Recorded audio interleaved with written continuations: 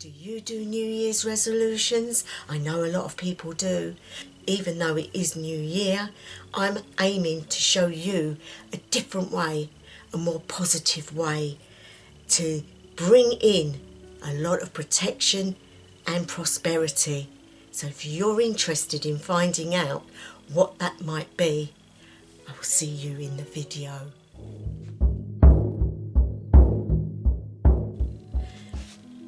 So what would you like for your new year? What would you like to achieve?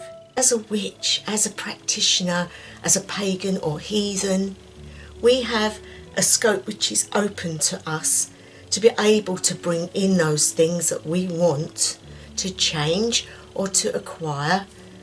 And there are many ways you can do this. But I'm going to talk firstly about a book that I found, which I thought was very interesting and would like to share with you guys. The Icelandic Book of Magic.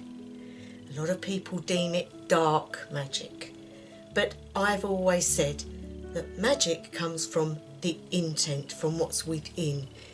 You can turn anything into a good process with the right intent. So I don't go down that road of anything that is negative. But as far as I'm concerned, this particular book is not bad. The book is called The Galdra Book, and I don't know if I've actually said that correct, but I'll put it above here so that you know what I'm talking about.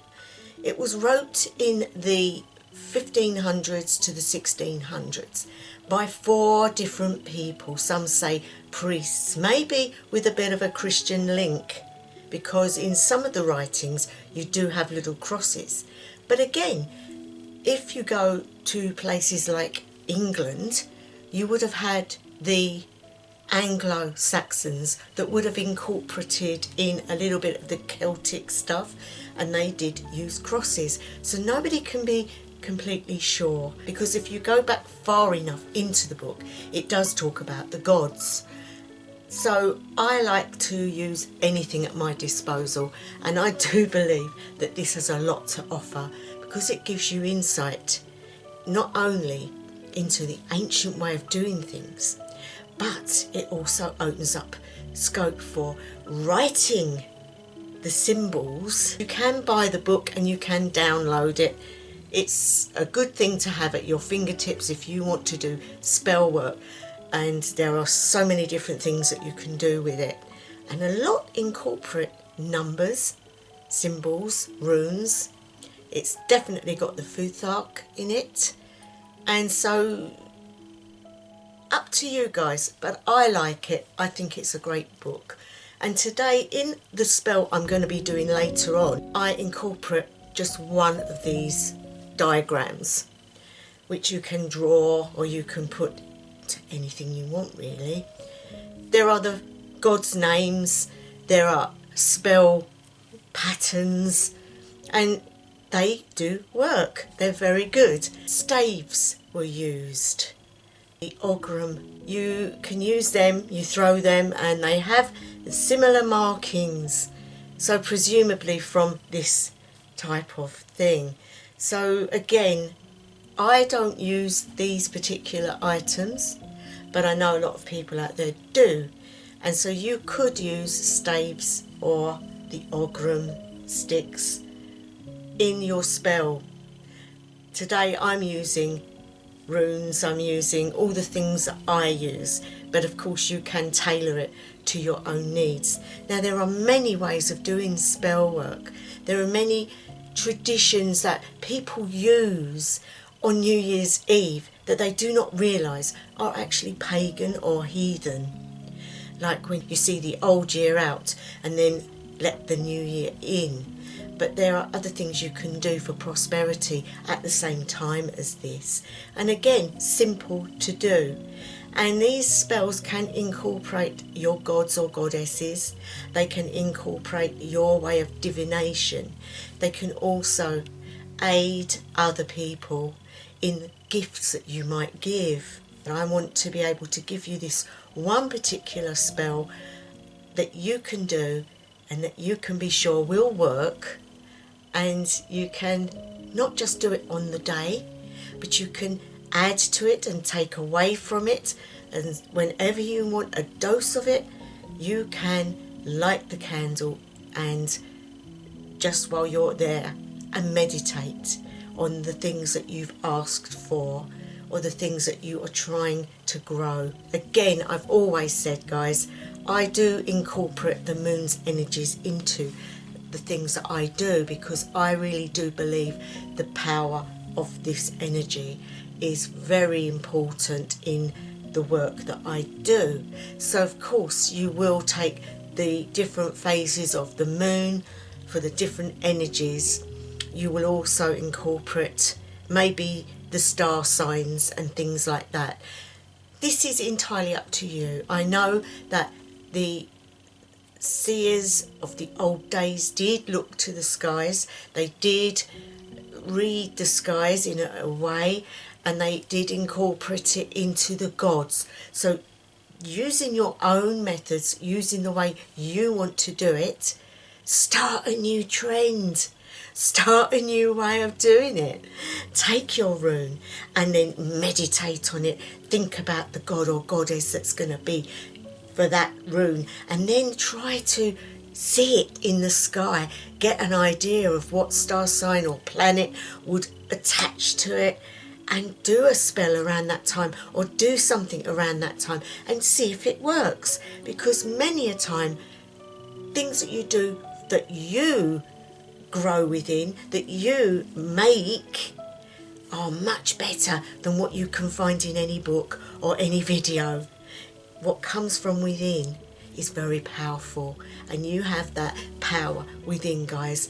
Now the spell I'm going to show you is actually, and you've probably heard of it before, but normally in the British traditional or traditional witchcraft you will find a spell jar. I don't call it that. I call it my prosperity protection jar. And I have the jar already done on the altar, which you will notice is quite a large jar.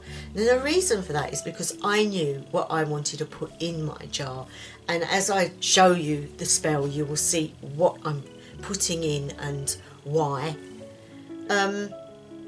So if you only want to put a few little bits in, you can have a small jar, but it is ideal to have a glass jar so that you can see what's in there and you can relate to it.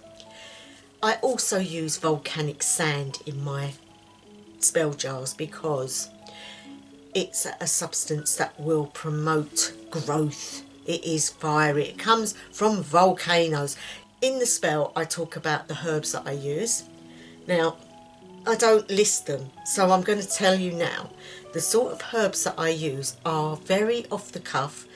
Normally what I'm drawn to, not necessarily what you would find in the books telling you that's what you use it for, because I go by my instinct. There's sage for wisdom, health and prosperity, lavender for purity and trust, bay leaf for strength and balance, lemon or lemon balm, which would be for abundance, oregon for wealth, aloe vera for protection, chamomile for positivity, and sage for also protection and guarding against anything that might want to be negative and stop you getting what you want. Just be guided, guys, by what you feel you need to put in the jar, and whatever relates to you will work far better than any list that you can find that will tell you things to use. I also put some oil in there, which is jasmine, and I like jasmine. To me, it builds me up. It's a protection one also. It's a protection and prosperity, but also love. It blends. The colour green comes to mind when you think of that, and the smell is lovely. So I always put that oil as a base oil in. Now you don't have to do anything other than what I'm going to show you in the video that I've put together, so that it may help you. So take from it what you want, do it your own way. But when I've done the spell, that's what we do. We have a jar with the candle, which is also anointed in the herbs and the oil, and it is infused. And then you put it all together and you put your energy into it, your thoughts and your feelings and what you want to achieve. And you're calling upon the gods as well. So as you can see, it's all things that are positive that's going to work for you. And it's not a one-day spell. You can have this going for as long as you want, the whole year if needed. And you can take things out of it and change it for the time of the year and put things in. Because you're not putting a candle in there, you have got an incense stick which you can put some more in. You can light it, let the beautiful aroma go around the jar, and just keep it burning. Whenever you're in the room and you're doing meditation, light it, call upon those gods or goddesses, and then let it work for you. The more you infuse into it, the more energy you put into it, the more you will receive back. It's not going to be something that you've got to keep. If you want your items back, when you've finished with it, just undo it and just say as you're undoing it, this spell is finished. The spell is finished. Empty the bits out that you don't want, and as you give it back to nature, because that's ideal, you need to give the stuff that's like the incense and stuff like that, you need to crush it down and just give it to the wind, give it to the trees. It's all substances from the earth, and it will not hurt, so you can do it that way. And the items you've put in, obviously take back for yourself, and then start a different one. Something maybe for luck this time, or for health. There are so many ways you can do it, and just pick the god or goddess that you know is going to help in that situation. And also meditate on them, guys. You get any messages, write it down in your books. Work with these deities and these energies, and you will see your spells come to be. Anyway, I'm going to leave that there. But while I'm on the subject, guys, if you're enjoying my content, and I know a lot of you are, and I thank you for coming and watching, but would you please subscribe to the channel if you haven't already, and press that notification button and like. And if you do this, I will guarantee you a video a week on anything that people would like me to do, plus obviously what I think you would like, and you're guaranteed that. But if you like to do that for me, I would really appreciate that, and welcome you with open arms to the channel. And so thank you to my new subscribers, thank you to those that are always there. I really do appreciate you guys. If you've got any ideas of what you would like me to do, please put them down in the comments below. And so now I'm going to leave you to watch how I do the spell, and hope you enjoy it and make use of it. And if you get any great outcomes, let me know, and I would love to hear what it did for you, because I know it works and I know you will enjoy doing it. So let's get into the video. Okay guys, so you need a jar. Make sure you get one that's the size for what you're going to be using. I've got a large one there, making sure it is dry. And then we go to the place you're going to do the spell. And obviously, first things first, I always put in an incense stick, and this one is musk. Putting it in the jar is brilliant, because what it does, it coats the inside with the lovely fragrance, and it just coats the inside, giving it that energy. And once that's done, guys, I have got volcanic sand. I'm very lucky, and I put some of that in, because that really does give it some feist, and that's what you always want in your spells. You want it to work.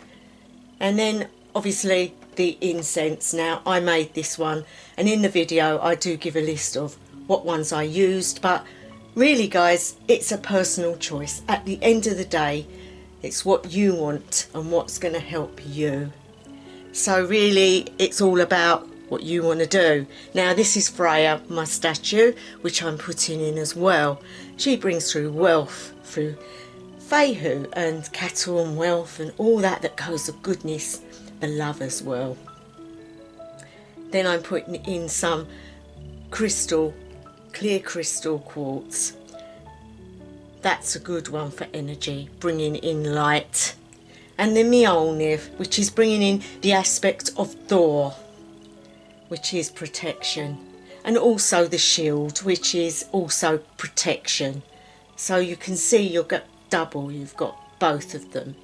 Now the silver denotes money, but it also denotes the moon. It's a waxing one, so it's coming up, it's growing. That's what you want, growth in the finances. So abundance. And there's the lovely incense which I put in the bag, which is pink for love. And that is in the jar as well. And you just put them in, and as you're doing it, you think what you're really wanting. Now, when you get the candle, you need to infuse it. You need to roll it in oil, which I use jasmine. Jasmine reminds me of money as well, funnily enough, but also growth and plants and green. When I put it round, I just think about what I want. And then once you've done that, then you need to make sure you do all of it, but don't do underneath and don't do the wick. Now, when you've done that, you also need to roll it into the same incense and just coat it and infuse it. Some people actually put carvings in, but no, it's not necessary because you're going to be doing one on paper. And once that's done, you need to melt the wax to put the dish, which I've got. You could do a little dish too, but I've got a gold one, which is again depicting gold. It's depicting wealth and growth and that power. And there you go, you see, now you've got that welded to the lid. You can just put candles on. When they run out, you can change it. And it's a good way of doing it. Always have a screw lid also, guys, because it's easier to get on and off. Now I'm writing the symbol from the book that I was talking about. And the symbol is Freyr. It is the symbol for Freyr. And Freyr brings in abundance, fertility and harvest. So you're gaining. It's also a warrior, so you've got that side of it as well. And here you go, Fehu, which relates to Freya and wealth. So once those things go in and you're happy with what you've got, now once you've got that piece of paper and you've drawn on it, roll it up or fold it. You need to put it into the jar, thinking what it is you want when all these things are going in. And also anything else you want to put in. Now I think that was just, I put in the rune. Now I use the rattle because that is the energy of sound and that is good. And also the flame, which is good for enhancing that power, and it's the elements. Then you need to infuse it with your energy. Putting that in sets it all off, and that's what you're looking for, that inner power going into your spell and really lighting it up. Now guys, you can put it in a good place. You can light it every day. You can do it for the whole year if you want. Just changing the candle, it's always there, and you just build on that. And there you go. Well, I hope you enjoyed that, guys. It was quite in-depth, and I hope you was able to stop it and start it and see what was going on. And so there I'm going to leave it. So wherever you are, whatever time of day, night or evening it may be, I wish you the best ever. House of Alang.